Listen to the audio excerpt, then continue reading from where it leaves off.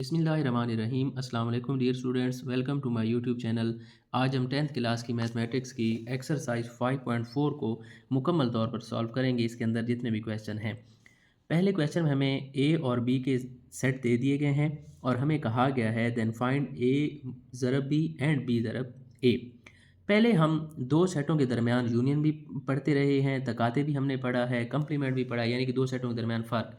आज हम दो सेटों की ज़रब पढ़ेंगे जिसे कार्तीसी ज़रब भी कहा जाता है और इंग्लिश में इसे कार्टीज़ियन प्रोडक्ट बोला जाता है और इसे ए ज़रब बी से ज़ाहिर करते हैं। ए वाला सेट हमें दिया गया है, उसके अरकान हैं ए बी, और बी वाला सेट हमें दिया गया है सी डी।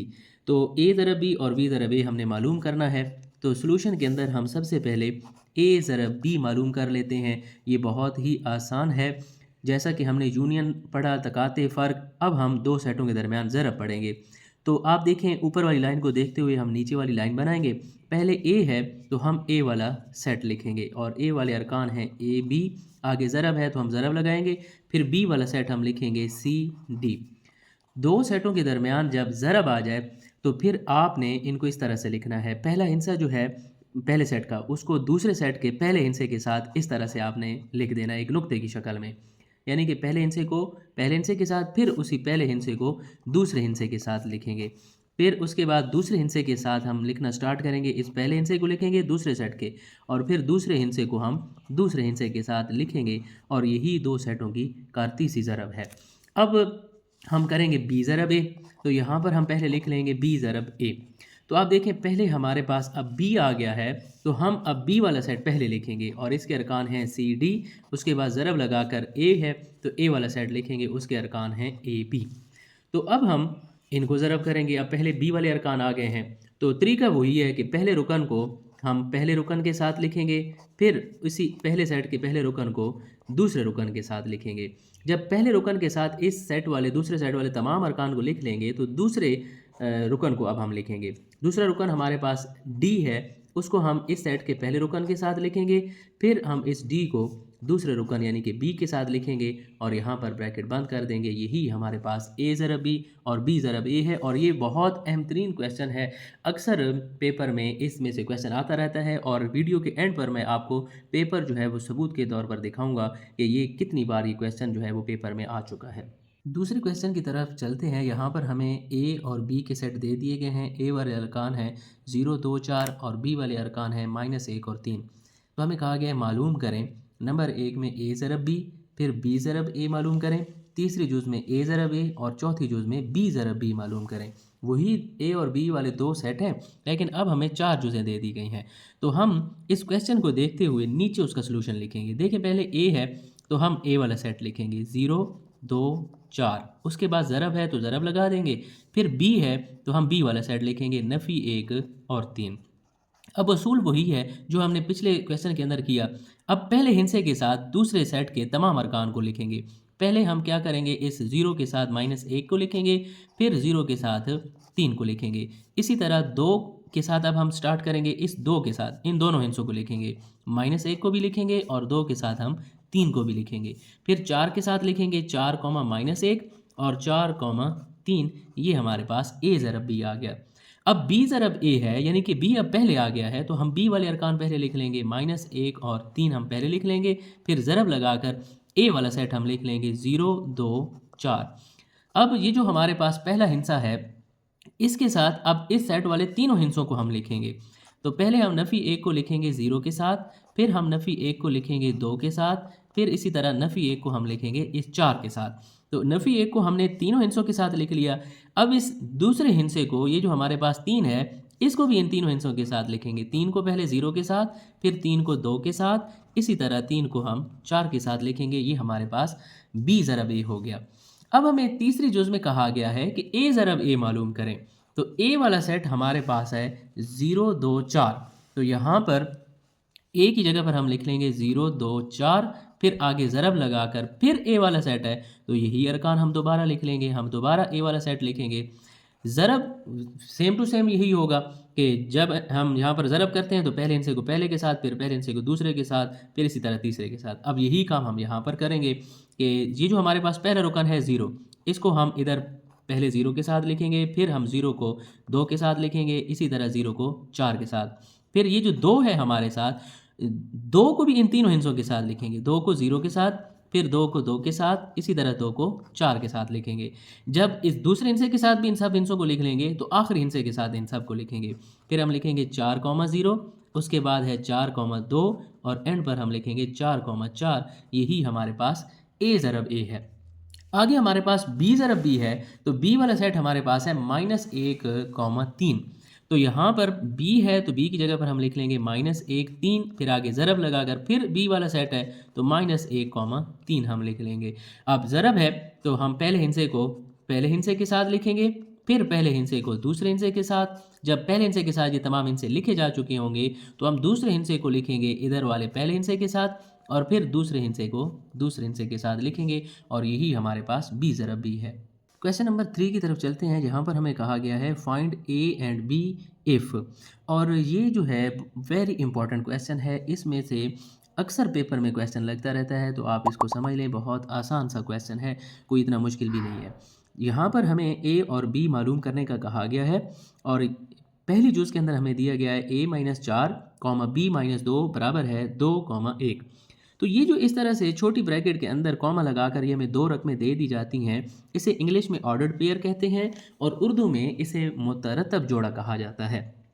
तो जब दो ऑर्डर्ड पेयर या मुतरतब जोड़े आपस में बराबर हो जाएं, तो मैं आपको यहाँ पर बता दूँ, ये हमें पेज नंबर 98 के ऊपर दिया गया है, ये नोट के अंदर, कि अगर दो ऑर्डर्ड पेयर आपस में बराबर हो जाएं तो ये जो पहला हिस्सा है x, ये बराबर की दूसरी साइड वाले ऑर्डर्ड पेयर के पहले हिस्से के बराबर होगा, और इसे कोऑर्डिनेट भी बोला जाता है।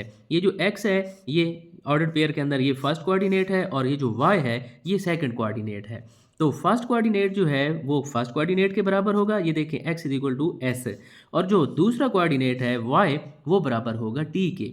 यानी कि जब दो ऑर्डर्ड पेयर आपस में बराबर हों तो पहला हिस्सा पहले के बराबर रख देना है, दूसरे को दूसरे के बराबर रख सकते हैं। यहाँ से हम अपना आंसर मालूम कर सकते हैं।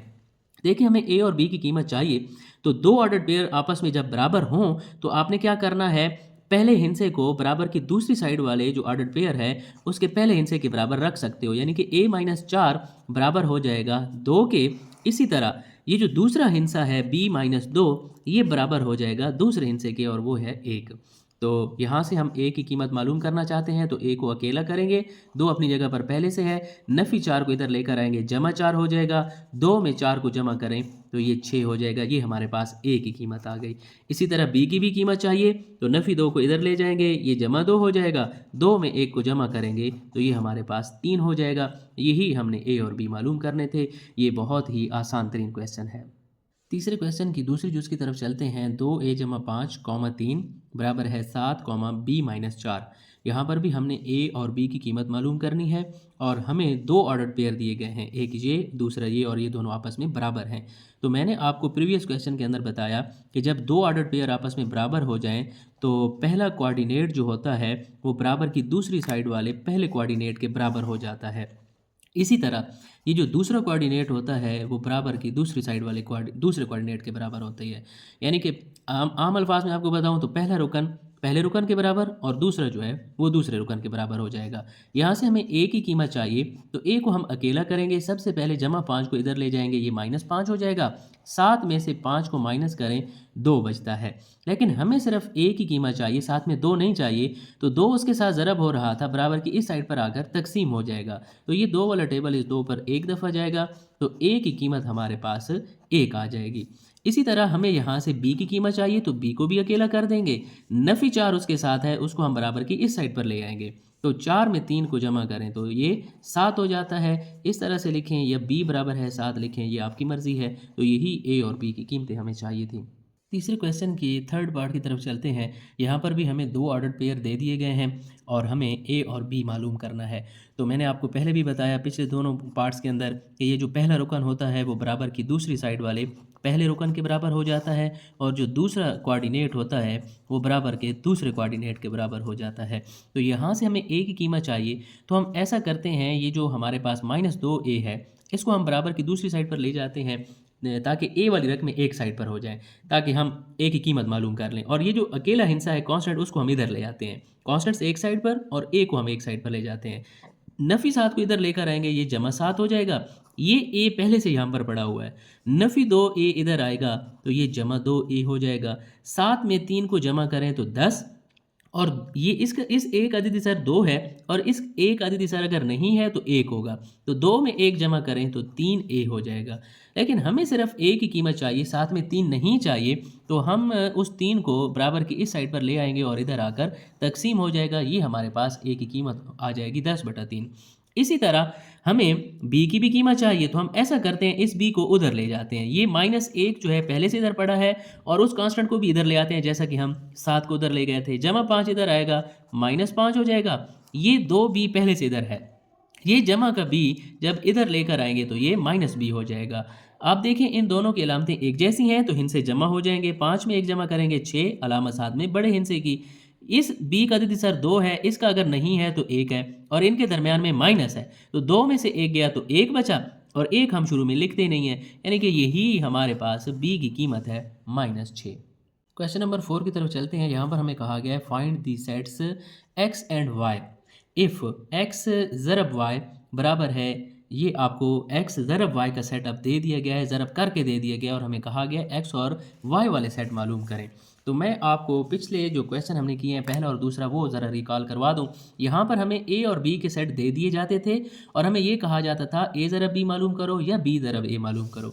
यहाँ पर उसने खुद ज़रब मालूम करके दे दी है, और कहता है कि x वाला सेट इनमें से आप मालूम करो कौन सा होगा, और y वाला मालूम करो कौन सा होगा। तो यही मैं आपको थोड़ा सा दिखा दूँ ताकि वो समझना आपके लिए आसान हो जाए। तो आप देखें, जब हमारे पास पहले a होता है तो हम a वाले अरकान लिखते हैं, जब पहले बाद में b होता है तो हम b वाले अरकान बाद में लिखते हैं। जब a ज़रा b हो तो आप नोट करें, ये जो पहला हिस्सा है ये a का है, ये a वाले सेट का है, ये पहला हिस्सा।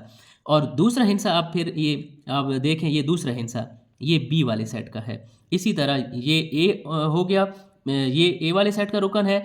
इसी तरह ये जो b है ये भी पहला रुकन है, तो ये भी a वाले सेट का रुकन है। तो आप नोट करें, ये जो दूसरा हिस्सा है ये दूसरे सेट का होता है, और जो पहला हिस्सा होता है वो पहले सेट का होता है। इसी तरह आप b ज़रा a भी देख लें, ये जब b पहले है तो अब b वाले अरकान पहले हैं। b वाले अरकान है c d, तो देखें c और d पहले पड़े हैं। a वाले अरकान है a b, और ये बाद में पड़े हैं, तो यहाँ पर ऑर्डर पेयर में भी बाद में होंगे a b। तो यहाँ से हमें ये पता चला कि हम सोल्यूशन के अंदर इसको एक दफ़ा फिर लिख देते हैं। ये जो हमारे पास लिखा हुआ है a b a, इसी तरह c a और d a लिखा हुआ है, तो आप देखें यहाँ से हमने x और y के सेट मालूम करने हैं। तो ये जो पहला हिस्सा होता है ये जो ज़रब के अंदर पहले पड़ा होता है उसी सेट का होता है। ज़रब के अंदर जो सेट पहले है ये पहला रुकन उसी सेट का है। तो पहले अरकान आप देखें a b c और d हैं, यानी कि ये x वाले अरकान होंगे, ये इसीलिए पहले पड़े हुए हैं। और y देखें बाद में है, तो y वाले अरकान बाद में होंगे। और आप देखें y वाला एक ही रुकन है और वो a बार बार रिपीट हो रहा है, तो y को आपने सिर्फ y के सेट के अंदर a को एक ही दफ़ा लिखना है। a यहाँ पर तो 4 बार आ रहा है ज़रब के अंदर, तो सेट के अंदर एक हिस्सा एक ही दफ़ा आता है, इसलिए आपने y के अंदर a को सिर्फ एक ही दफ़ा लिखना है। क्वेश्चन नंबर 5 में हमें दो सेट दे दिए गए हैं x और y के। x वाला सेट है a b c और y वाला सेट है d e। हमें कहा गया तो अरकान की तादाद मालूम करें x ज़रब y में। अब हमें ये नहीं कहा गया कि x ज़रब y मालूम करो, बल्कि हमें ये कहा जा रहा है कि इनके अरकान की तादाद कितनी होगी। तो यहाँ पर ये बहुत आसान क्वेश्चन है, इसको हम हल करने के लिए यहाँ पर लिखेंगे x के अरकान की तादाद। क्योंकि हमने तादाद मालूम करनी है तो पहले हम x के अरकान लिखें। देखें x के अंदर कितने अरकान हैं, 3। और इसी तरह हम लिखेंगे y के अरकान की तादाद। अब y वाले सेट के अरकान की तादाद देखें, वो है 2। हमें ये कहा जा रहा है कि आप ये बताएं x ज़रब y के अरकान की तादाद कितनी होगी। आप x ज़रब y मालूम करके ना दें, बल्कि ये बताएं कि जब x और y वाले सेटों को ज़रब किया जाएगा तो उनके अरकान की तादाद कितनी बनेगी। तो आपने इन्हीं दोनों को ज़रब कर देना है। x के अरकान 3 है, इनको ज़रब कर दें 2 के साथ, तो 3 ज़रब 2 करें तो 6 बनेगी। यानी कि जब x के अरकान 3 और y के 2 हों तो उन x ज़रब y करोगे तो उनकी अरकान की तादाद 6 होगी। मैं आपको एक क्वेश्चन भी दिखा देता हूँ। देखिए यहाँ पर a वाले सेट के अरकान की तादाद 2 है, यहाँ पर भी 2, तो a ज़रब b वाले अरकान देखें 4 हैं, यानी कि 2 को 2 के साथ ज़रब करें।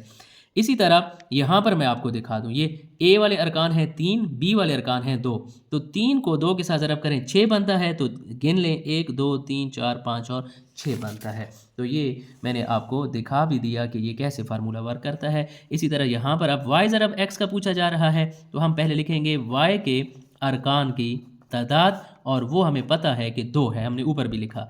फिर हम लिखेंगे एक्स के अरकान की तादाद, और वो है हमारे पास 3, और यहाँ पर हमसे ये पूछा जा रहा है y ज़रब x के अरकान की तादाद कितनी होगी। तो यहाँ पर अब y पहले है, तो हम y को पहले लिख लेंगे, y वाले अरकान, फिर ज़रब लगाकर x वाले अरकान बाद में लिखेंगे, तो ये हो जाएगा 2 3 6।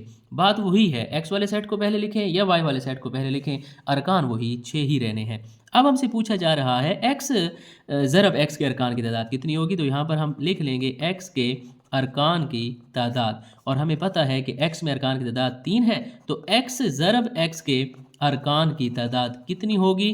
तो पहले भी x है, तो x की जगह पर हम उसके अरकान की तादाद लिखेंगे ज़रब लगाकर, फिर दोबारा x है तो यही हम तादाद लिखेंगे, 3 को 3 के साथ ज़रब करेंगे तो 9 आ जाएगा। तो ये इसका फाइनल आंसर है। मैं आखिर पर आपको बताता चलूँ कि बोर्ड के एग्ज़ाम के अंदर कौन कौन से पेपर आए, कौन कौन से क्वेश्चन आए हुए हैं, तो ये मैं आपको दिखाऊं। सबसे पहले ये जो मैंने अभी आपको ये वाला क्वेश्चन करवाया कि ये x बराबर है ABC, y बराबर है DE, तो ये पहले क्वेश्चन के अंदर, ये देखें पहले पेपर के अंदर यही क्वेश्चन आया हुआ है।